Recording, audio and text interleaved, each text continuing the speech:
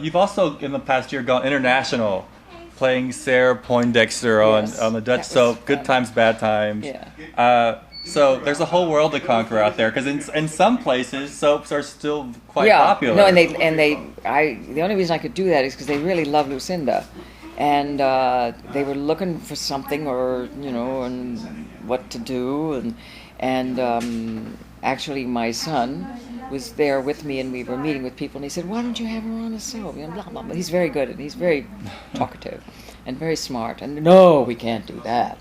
And then they gave me an offer. And I heard what I was going to be the mother of one of there were 3 families, the mother of one of the families, and about Martha's age, with older children. But when I heard that she was a sexologist, I said, "Oh, thank you," because that gives you an enormous range of what you might do and who you might talk to and what could interest you. And I could be running away from a crazy patient, or I could have killed a patient, or there's so many things that bring not just the mother saying, "I don't like your husband." Do you have to wear that dress, dear? But nobody can say, "I don't like your husband," like Lucinda. Like, no one. And on GOEDE TIJDEN SLECHTE TIJDEN, I had to dislike my son-in-law, kind of good-looking guy and rather nice, And I had to think of reasons why I don't like him, and each minute, because what's so bad about him? And all the women on the show are having affairs with him. There must be something. And actually, they're not that different. I had a scene with the most beautiful lady on the show, the most femme fatale lady. Other than you. Other than the interloper American, of course. And I am pushing the husband of my daughter, because I want him out of the way, because he's not good enough for my daughter. So I'm saying to her, "But you said you liked him," and my understanding, again, using my sexology things, he's a treasure, and it's so sad. I can't remember what I said anymore. But I went on and on and on, and I embellished, which I tend to do. And what I loved about the actress playing that, she said, "Can she change a line at the end?" And she said, "You think so well of him, why don't you try him?"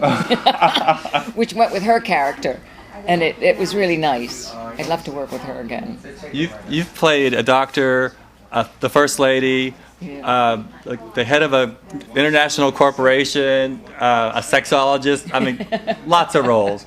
Is there anything that you haven't played that you would like to play? I always I don't want to play a nun anymore. I used to at some point. Although I'm interested in maybe doing a show on Hildegard von Bingen, who was a nun, but it was in the 11th century, a little different. Who was a very interesting woman, because she was a nun, and I think it's the 11th century, and she gave married women sexual advice. How about that? I mean, so you cut. I haven't given any thought. You'd cut from the music. She wrote music, and you'd hear the voices of the nuns in the resonating in the church, and then you read something of her advice on sexual matters. I think that would be funny. I'd like that. But I have never played a psychiatrist. I'd like that, maybe. I wanted to play, I had an idea for a lawyer or a judge. I'm older now. I said, I can't play a lawyer. I got to be a judge. Because it's like in the army, soldiers all have to be young. If you look at movies from the Second World War, they're all too old because they're our stars. And of course we want to see them. But John Wayne would not have been on the battlefield. He's too old, most of them. So you have to be realistic about things like that. But I wouldn't mind playing a judge. Wow. I had an idea, a judge who has to go back, a lawyer, to work because she's got a grandchild that has needs or something. I'd love to do that. I loved the movie Gloria. Do you remember that movie? Right. I loved that. I used to, my son was little at that time, and we had a game. You teach him on the way home, if anybody bothers you, you stop in at that shop and tell them who you are, and all this on the route home. And at one point I said, because we'd seen Gloria, and we'd also seen the one with Simone Signoret with the True Juif. I don't know if you saw that, Madame Rosa. Oh, I don't think Again, so. the boy knows where to find her because he knows where she goes when she's scared. Right. And I said, my son, all right, look now, darling, if we really get in trouble. and I gave you $20, and I said, meet me at FAO Schwartz. Can you do it? You know, I'm serious, you know. He said, of course I can. No, I said, oh, I'm ruining my own story. Meet me at the plaza. And he said, of course I can. It's right next to FAO Schwartz, which it was then. Yeah. I ruined my own story. But in other words, that kind of thing fascinates me, and I'd love to do something like that in a period piece. You know, I wanted so much to get some footage about Sarajevo on the air at that horrible time. I'm going to Russia on my holiday, and so I've been getting out books, and one of them is 900 Days, which is the siege of Stalingrad. I couldn't get this footage, which was shot by a French company or English company. It was on in France, it was on in England, and they couldn't put it on in America because news had to be news, and it had to be shot by CBS, say. I talked to everybody. And then one day I got a call. We could put that on because today the siege of Sarajevo has exceeded the siege of Leningrad. Wow. That's history. 900 days. It's unbelievable if you think of that. Guess what happened? The next day was the Kobe earthquake. Wow. They didn't put it on. But that footage was like a minute in Sarajevo, or I have some of it at home.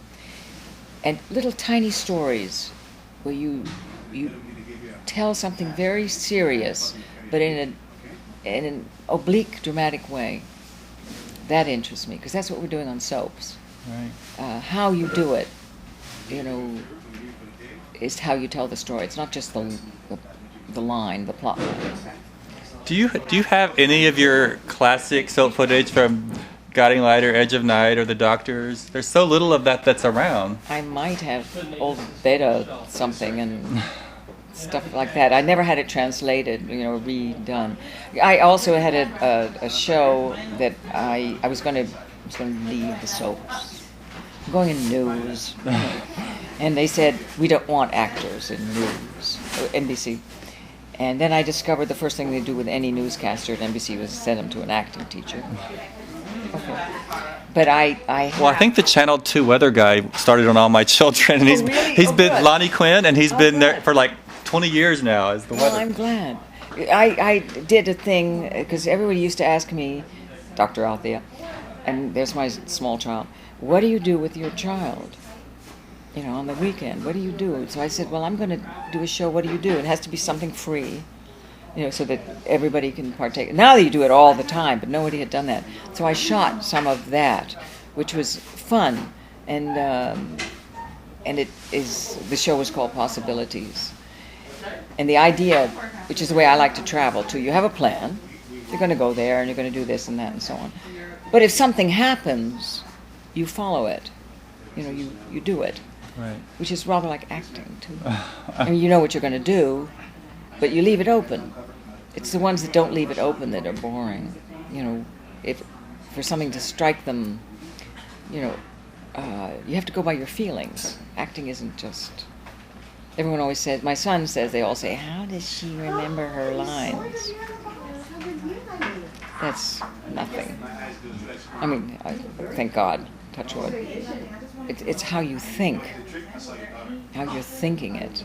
That's what changes how you do it. Right. Which is fun, a lot of fun. Wow. Well, I could talk to you all day because I'm enjoying. I'm a talker, you can tell that. But it's a real honor. I'm honored. I've watched you forever, and so happy to find a young man who cares about all of this and wants to. You know, put it out there for other people to see it. Well, I think for people like me, even around the time with the hot tub, my dad was passing away, and soaps were like a total escape for me, and it was pure entertainment, and I loved characters like Lucinda, and it just meant a lot to my life, so it always you know, has. I have told this story before, but there is a cab driver in New York. I'm in the cab, and he says, "Oh, don't I know you?" And we talk. Oh, he says, my mother was. Could you call 2292 for cuts? More cuts? Okay. You were so helpful. My mother, when she was dying and all that, and we got to my house, and he said, "No, you don't pay. You never pay in my cab." Mm-hmm. And he wasn't lying, because it was a scene with Craig, and Right. I got him again. A couple of years later, he said, "You never pay in my cab." That's awesome. That there's a lot of love. I've been so lucky that people have felt free to tell me and express whatever they feel. Wow. Well, thank you so much. Really appreciate it. Thank you very much. Good luck with those cuts. Keep the plot, cut the character.